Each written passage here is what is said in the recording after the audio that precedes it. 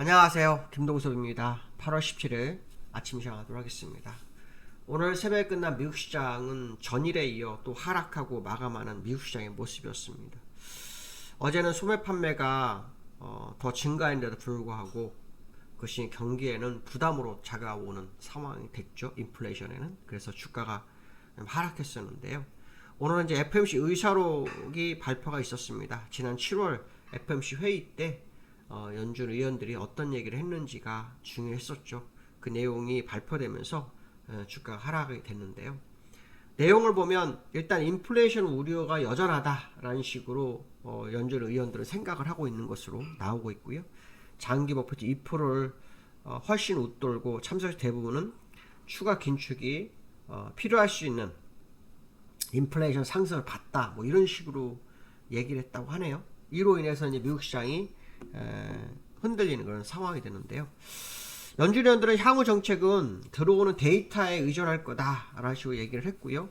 물가가 잡히지 않으면 시장의 금리나 기대감이 늦을 수 있다라는 어떤 그런 내용이 내포된 그런 모습이 있었다, 이렇게 보시면 될 것 같습니다. 그래서 추가적 금리 인상 가능성이 제기됐고 그게 미국 시장을 흔들었는데요. 일단 시장에서는 9월 달에는 금리가 동결하고 뭐 11월에 금리 인상할 거다, 뭐 이런 얘기도 좀 있는 상황이고요. 일부에서는 뭐 7월 달로 금리 인상 끝난 거다, 뭐 이런 얘기도 좀 있는 상황입니다. 향후 시장의 모습을 좀 봐야 되겠죠. 10년물 국채금리가 4.26%가 돼서 2008년 이후로 최고치를 경신했습니다. 국채금리가 너무 올라가고 있는데 이거는 중국 문제가 좀 커지는 것 같습니다. 중국에서 지금 부동산 업체들이 디폴트 위기를 겪고 있죠. 두 군데가 좀 문제가 되고 있는데 중국판 리먼 사태 가능성, 뭐 이런 게 좀 시장에 나오고 있어요. 그런 부분이 이제 미국 국채에도 영향을 미치고 있는 상황이다, 이렇게 보시면 될 것 같고요. 닐 카시카리 그 미네아폴리스는 금리 인상이 끝났다고 선언하기에는 아직 준비가 되지 않았다, 뭐 이런 식으로 얘기를 어저께 했었는데요. 전체적 분위기는 인플레이션이 더 지속될 거라는 쪽으로 포인트가 맞춰지고 있는 상황이고요. 어저께 그 미국 시장 하락의 또 주요 이슈 중에 하나는 피치가 그 미국에는 70개 은행에 대한 신용도 강등 경고를 했죠. 원래 국가 신용도가 강등되면 은행에 대한 신용도가 재평가를 하게 되거든요. 이제 그런 부분에 있어서 그런 발언이 있어서 주가가 빠졌었는데, 제가 이제 신경 쓰고 있었던 것은 제이미 다이먼이 무슨 말을 했을까? 왜냐하면 제이미 다이먼이 시장에서 계속 구원투수가 됐어요. 지난번에 미국의 중소은행, 뭐 SVB 같은 거, 실리콘밸리 은행 같은 거 파산할 때 퍼스트 리퍼블릭 같은 은행도 문제가 됐을 때 제이미 다이먼이 나서서 다 막았어요. 그리고 얼마 전에 피치가 미국 국가 신용등급 하향시켰을 때 웃기는 일이라는 식으로 얘기를 했었는데, 이번에는 은행 신용등급 얘기를 하는데 아무도 언급을 하지 않는 그런 상황이 났습니다. 제이미 다이먼이 무슨 말을 좀 할 줄 알았는데 아무 말을 안 하는 게 좀 특징이었다, 이렇게 보시면 될 것 같고요. 지금 미국 시장은 다우는 0.5%, 나스닥은 1% 정도 빠졌거든요. 그래서 기술적으로 좀 볼 필요성이 있는데, 나스닥 뭐 좀 60일선 일단 살짝 이탈했죠. 프랭스백 캔들을 깨기 때문에 추가로 하락을 했는데요.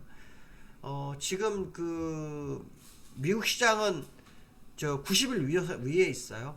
우리나라하고 차트가 많이 다른데요. 우리나라 차트하고 좀 비교를 좀 해준다면 국내 차트가 먼저 가 있는 상태예요. 이제 60에서 좀 우리나라는 벌써 120에서 깼거든요. 그래서 우리나라하고 미국하고는 요 정도의 갭이 생겼습니다. 얼마 정도의 지수로 따지면 한 70포인트 정도 우리가 지금 앞서가 보는 상황이거든요. 그래서 조금 다른 차트인데 어쨌든 나스닥은 이제 60에서 살짝 이탈하는 그런 상황이 됐고요. 기술적으로는 이제 추가 하락이 조금 부담스러운 공간. 물론 양운을 뚫으면 더 양을 하다까지 밀려가는 경우가 있긴 하지만 캔들 추세선상으로는 약간 하락을 좀 멈출 수 있는 그런 공간에 좀 들어왔다, 뭐 그런 해석도 한번 해볼 수 있고요. 다우의 모습을 좀 보면 다우도 하락을 했죠. 요 지점을 계속 지지를 하다가 아니면 하락해서 좀 더 밀리는 상황인데요. 요 고점과 요 고점의 지지력을 보일지를 확인해야 되겠죠. 60선까지 오지도 못했는데 우리나라는 벌써 60선을 다 깼죠. 이런 것들 보면은 우리나라가 상당히 중국의 영향을 좀 많이 받고 있구나 생각이 많이 들었습니다. 미국은 서서히 흔들리는데 국내장은 좀 많이 움직이는 그런 상황이 연출되고 있다, 뭐 이런 해석을 해봐야 되겠죠. 어쨌든 미국 시장이 오늘도 하락했는데 우리나라가 먼저 한 거라면 오늘 윗끌림 만기 때 새로운 국면으로 바뀔 수 있고요. 우리가 먼저 한 게 아니고 미국이 좀 선선히 따라오는 상황이 많이 연출된다면, 그러니까 먼저 갔지만 어차피 갈 길이라면 좀 앞으로 계속 내려갈 거고, 일시적으로 우리나라가 요번 주에 만기가 있어가지고 만기로 인해서 좀 흔들린 거라면 조금 키높이를 새롭게 만들어가는 과정이 있을 수 있겠다, 뭐 이런 생각도 해볼 수 있고요. 두 번째로 원달러가 1340원대를 놓고하고 있다. 이게 무슨 말이냐면 환율이 어저께 1341원까지 왔다가요, 여기에서 1344원인가까지 갔던 걸로 보입니다. 지금 전 세계적으로 환율이 좀 문제가 좀 되고 있거든요. 그 중국발 악재인데요. 중국 1445원까지 갔다가 지금 1341원, 1345원에 1341원, 한 4원 정도 밀렸거든요. 그래서 어저께 우리가 장 끝난 거보다 4원 정도 오른 상태거든요. 기술적으로는 사실 여기서 저항을 맞는 자리거든요. 그래서 갭상승을 좀 메워주고 움직이는 그런 모습이 있을 확률이 높은데, 일단 여기에서 좀 더 오른 상황입니다. 환율이 계속 올라오는 건 아까 중국 얘기라고 말씀드렸는데요. 중국이 지금 경기가 좀 불안하죠. 그다음에 오늘 뉴스를 보면은, 어제 뉴스를 보면 지표도 약간 속이고 있다, 뭐 이런 얘기도 좀 있고요.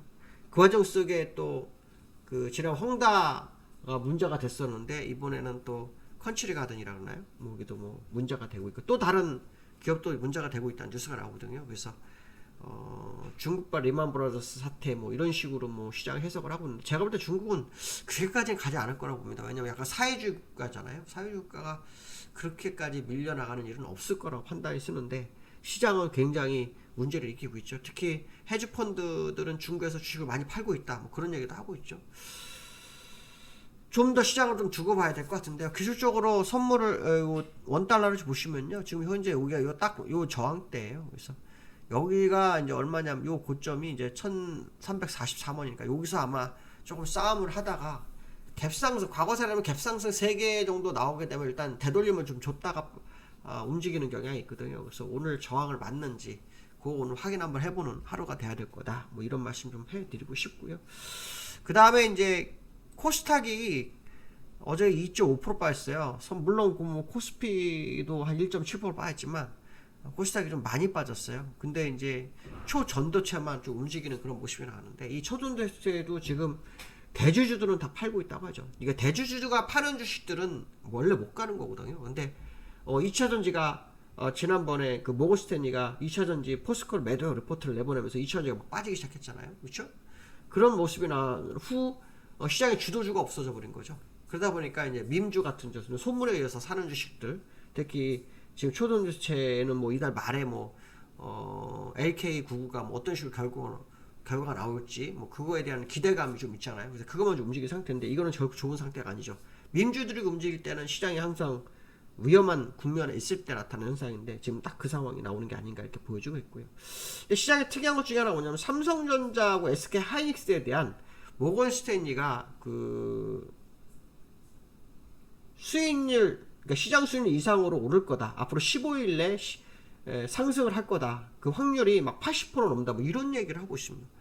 그러니까 지금 그 시장의 방향성이 2차 전지에서 삼성전자, 전기전자, 반도체로 옮겨가는 거를 모건 스탠리가 흘린 거 아닌가, 뭐 그런 생각이 들거든요. 그래서 어저께도 국내장이 많이 흔들렸는데 삼성전자 이런 종목보다 많이 흔들리지 않았어요. 흔들리지 않았지만 다른 종목이 너무 빠져서 주가가 빠졌던 상황이거든요. 근데 삼성전자가 어저께